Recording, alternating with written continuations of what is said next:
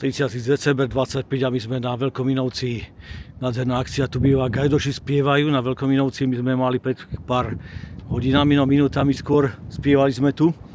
Gajdoši boli na chate a tá atmosféra bola výnimočná, naozaj ako každý rok.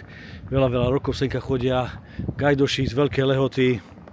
Garajovci, to je gajdovský rod. No a dole vidíme aj Kozmalovce, Mochovce, smer Nitra, Tekov, dole je Tekov, za nami je už Požitavie. Takto to tu vyzerá. Tu sa nespievalo, spievalo sa o pár metrov ďalej. Tu sa spievalo, pilo, oslavovalo stretnutie generácií, príjemných ľudí.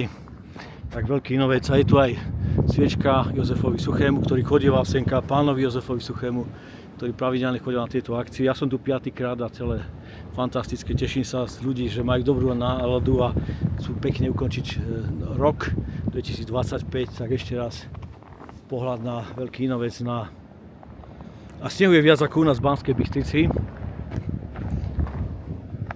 Tak, pritiahol som senka 3 autá, 3 partie a všetkým sa dúfam páčilo a verím, že sa vám páči. Je to tu solo v tejto chvíli a to je nádherné a nádherný aj ten náš znak slovenský, ktorému fandím Slovensku. A to je celé v tejto chvíli. Ďakujem Pánu Bohu za pekný výlet a príjemných ľudí, bez ktorých by to nebolo tu také, aké to je.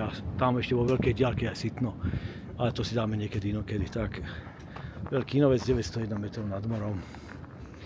Kopec atmosférou. Kopec gajdorskou atmosférou.